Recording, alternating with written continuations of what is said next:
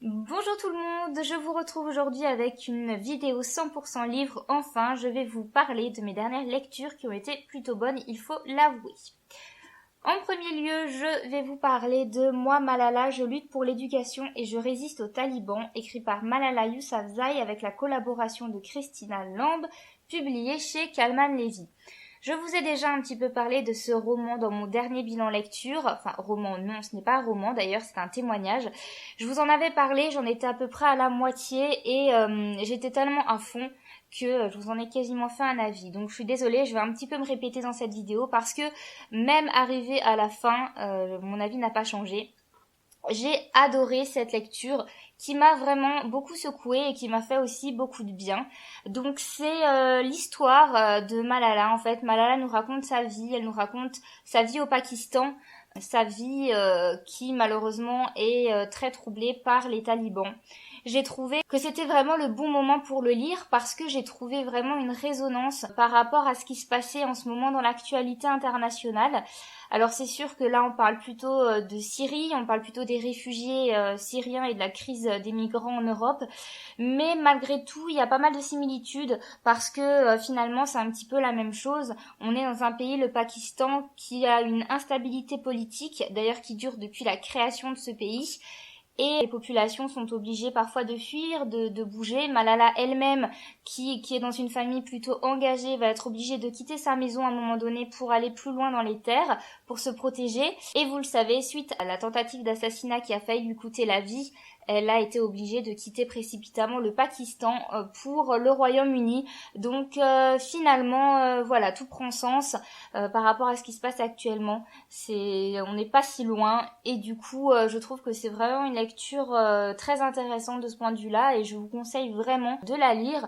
Donc Malala, je suppose que tout le monde la connaît. Il s'agit donc d'une jeune Pakistanaise qui se bat pour les droits des femmes, pour que les femmes aient les mêmes droits que les hommes et pour que les femmes puissent aller à l'école, puissent étudier. Elle se bat contre l'obscurantisme tout simplement puisque les talibans essayent de prendre le pouvoir dans son pays et ne souhaitent pas que les femmes soient instruites, soient cultivées. Et Malala va résister, elle va aller à l'école coûte que coûte et elle va faire de nombreux discours en fait parce que c'est une jeune fille très engagée politiquement dès son plus jeune âge en fait, c'est assez impressionnant. Donc voilà, tout ça va mener à ce triste jour où un taliban va essayer de la tuer. Et ça ne l'a pas fait taire puisqu'on entend encore beaucoup parler d'elle et c'est d'ailleurs la plus jeune lauréate du prix Nobel de la paix. Je pense que c'est très très mérité, c'est une jeune fille très courageuse. C'est incroyable ce qu'elle a fait et ce qu'elle continue de faire. J'ai trouvé ce livre intéressant à bien des égards et notamment parce qu'on découvre un petit peu l'origine de son combat. Et l'origine de son combat, c'est son papa. Son papa qui est un homme très ouvert, très instruit, un homme de lettres qui ouvre des écoles qui sont accessibles à la fois pour les garçons et pour les filles, ce qui va lui créer d'ailleurs pas mal de problèmes. D'ailleurs, il est toujours persuadé que si un jour il y a une tentative d'assassinat, ce sera contre lui. En fait, il n'imagine pas une seule seconde qu'on puisse attaquer sa fille.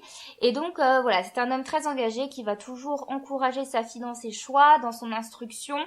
Et j'ai trouvé ça super intéressant.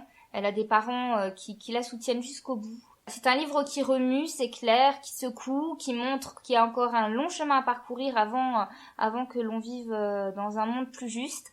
Mais vraiment, il vaut le coup d'œil et je vous le conseille à 1000%. Parallèlement à Moi Malala, j'ai également écouté, j'allais dire lire, mais oui, quelque part c'est lire aussi, écouter ce livre audio dans ma voiture. Il s'agit de L'île des oubliés de Victoria Hislop, publié chez Audiolib et raconté par Pulchérie Gadmer. Ce livre m'a été très gentiment envoyé par Audiolib pour que je puisse tester le livre audio. J'ai d'ailleurs fait une vidéo complète sur mon ressenti par rapport à ce support de lecture, donc n'hésitez pas à aller la voir, je vous mettrai le lien en barre d'infos. Donc L'île des oubliés, c'est tout d'abord l'histoire d'Alexis, une jeune Anglaise qui ressent le besoin de connaître l'histoire de sa famille maternelle. Sa maman Sophia est née en Crète et elle ne parle jamais de sa famille, de son histoire, de pourquoi elle a quitté la Crète.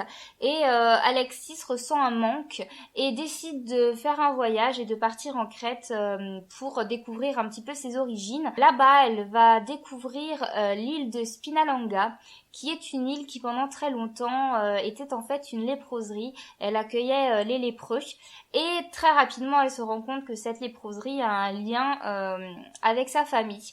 Et donc à partir de là, elle va commencer à chercher ses origines. Elle va rencontrer une personne qui connaissait très bien sa famille et qui va en fait lui raconter un petit peu son histoire. Donc après, on arrive très rapidement dans le passé, qui est très bien narré d'ailleurs. J'ai vraiment beaucoup aimé et je trouve que Victoria Hislop a une très très belle plume. J'ai trouvé que c'était super sympa parce que bon, déjà ça aborde des sujets que je ne connais absolument pas. Moi je ne savais pas que ça existait, des léproseries. Je suis peut-être un peu naïve, mais bon, c'est quelque chose qui m'échappe totalement. Je ne savais pas du tout, je pensais que les lépreux on les mettait dans des hôpitaux. Je pensais pas du tout qu'on les mettait carrément en quarantaine sur des îles très loin pour pas avoir du tout de contact avec eux. Mais si c'est le cas, et ça a duré très longtemps en fait, jusqu'à ce qu'on trouve l'antidote pour guérir de la lèpre. Et parallèlement à ça, c'est vrai qu'on brasse une grande période historique et notamment la Seconde Guerre mondiale. Donc bon, de ce côté-là aussi, j'étais plutôt contente puisque vous le savez, c'est un sujet qui m'a toujours intéressée, les deux guerres mondiales. Cela dit, là pour le coup, c'est pas ce qui m'a intéressé le plus parce que finalement, avec la Seconde Guerre mondiale, le temps ralentit, puisque ce qui est aussi intéressant, c'est de suivre un petit peu l'évolution des découvertes médicales, si je puis dire, puisque en fait, on va suivre la vie sur Spinalonga, on va suivre des médecins qui régulièrement vont à Spinalonga pour soigner les lépreux, en tout cas pour les soulager, et on les suit dans leurs recherches pour justement éradiquer ce mal.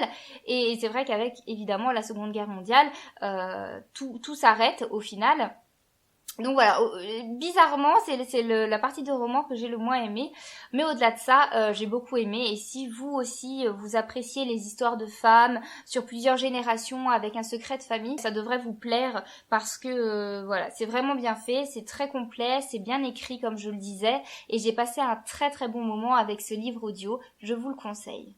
Pour finir, je vais vous parler de Là où tombent les anges de Charlotte Bousquet, publié chez Gulfstream dans leur collection électrogène historique. Encore une fois, c'est un livre qui m'a été gentiment envoyé par la maison d'édition, donc merci à Gulfstream pour cette super expérience de lecture. Ça a été quelque chose de très positif pour moi, ce livre. Je l'ai beaucoup apprécié. Bizarrement, il m'a fallu un petit peu de temps pour l'apprivoiser. Je vais vous en parler tout de suite, mais au final, une très très belle découverte également. Voilà, vous n'avez aucune surprise, vous savez déjà que je l'ai aimé avant même de vous expliquer de quoi il s'agit. Donc, Là où tombent les anges se passe à la fin de la Belle Époque, pendant la Première Guerre mondiale et au début des années folles. Évidemment, comme vous vous en doutez, ce qui m'a le plus intéressé, c'est la Première Guerre mondiale, et c'est ce qui prend la plus grosse part du roman, donc ça tombait bien. Nous suivons Solange, et pas que, mais le point de départ, c'est Solange, qui est une jeune fille qui vit à la campagne et qui décide de fuir son papa qui la maltraite. Elle monte sur Paris, la tête pleine de rêves et d'illusions, des illusions qui vont vite disparaître parce que c'est pas si simple de vivre à Paris. Elle va rencontrer Maximilien et se marier très rapidement avec lui, et malheureusement, elle n'est pas à bout de ses peines. Et sur fond, évidemment, de Première Guerre mondiale, puisqu'on arrive tout doucement vers 1914. Ce livre, je vous disais qu'il m'a fallu un petit peu de temps pour l'apprivoiser parce qu'en fait, la construction est très originale et j'ai mis un peu de temps à rentrer dedans. Je critique pas du tout, je trouve que c'est un excellent choix. L'auteur a eu raison de faire comme ça parce que c'est top et que je pense que ça lui a demandé beaucoup de travail, mais sur le moment, moi, j'étais un petit peu déroutée. Donc en fait, on a la narration classique, mais on a également des lettres échangées, donc un petit peu d'épistolaire.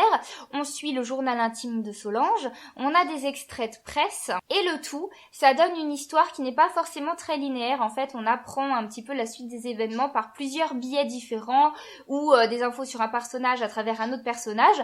Donc c'est vrai que sur le moment, j'étais un peu perdue, je dois l'avouer. Ceci dit, on a fini par s'apprivoiser, ce livre et moi. Et pour finir, j'ai vraiment trouvé ça génial. Ce livre est un trésor d'informations qui touche une multitude de sujets qui s'embriquent très bien les uns avec les autres, donc on apprend tellement de choses et en même temps sans s'en rendre compte, ça reste très ludique, ça reste du roman, et j'ai trouvé que c'était vraiment la force de Là où tombent les anges. Alors évidemment, le point central, c'est la Première Guerre mondiale. J'ai adoré parce que on découvre la Première Guerre mondiale avec le point de vue des femmes. Je trouve que ce n'est pas souvent le cas en fait, aussi bien en cours où on s'attache surtout au combat et au front. Et je trouve que c'est pas non plus souvent le cas dans la littérature. D'ailleurs, c'est vrai que dans la littérature jeunesse, je trouve qu'on parle beaucoup plus de la Deuxième Guerre mondiale que de la Première, donc je trouve qu'il y a un vrai manque. Et du coup, j'ai trouvé que c'était vraiment top d'avoir ce point de vue-là, donc le point de vue des femmes qui ont cette peur, cette attente de nouvelles de leurs proches, mais également toute l'organisation qui se met en place, puisqu'une société sans hommes, ma foi, les femmes sont obligées de pallier à leur absence, et donc elles vont travailler à l'usine. C'est un sujet qui est très intéressant également parce qu'on découvre des usines où les femmes ne sont pas formées, où elles sont en danger parce que elles utilisent des outils qui peuvent les blesser. Il y a des produits qui peuvent leur faire du mal qu'elles inhalent. Voilà, il y a beaucoup d'accidents.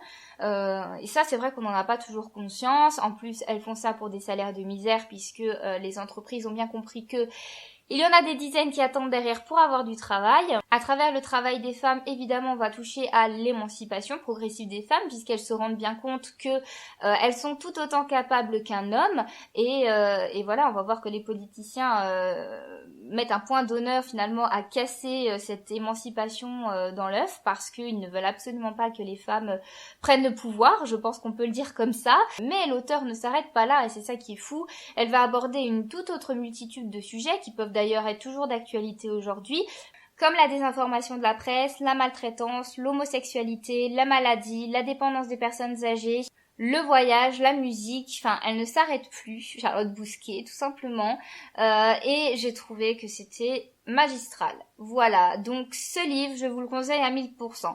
Finalement, le seul bémol vraiment que je peux mettre, c'est que l'auteur nous abreuve tellement d'informations, et notamment de faits véridiques, et par exemple, les extraits de presse, je vous en parlais en début d'avis, qui sont des vrais extraits de presse de l'époque.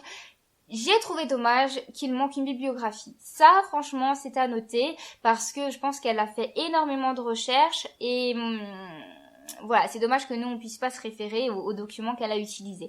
C'est mon seul bémol, mais mis à part ça, je vous conseille ce roman que j'ai adoré, comme tout le monde, j'ai envie de dire, puisque tous les avis que j'ai vus étaient positifs. J'espère que vraiment vous aurez l'occasion de découvrir ce roman. Voilà, c'en est tout pour ce bilan lecture. J'espère que je vous ai donné envie de découvrir ces 3 romans parce que vraiment, je les ai adorés et c'est plutôt agréable d'enchaîner les chouettes lectures. N'hésitez pas à me dire en commentaire si vous les avez déjà lus, si vous avez aimé, si vous êtes mitigé, si vous avez envie de les lire, etc., etc. Comme d'habitude, je me ferai une joie de vous répondre et de discuter avec vous. Je vous fais plein de bisous et je vous dis à une très prochaine vidéo. Bye bye!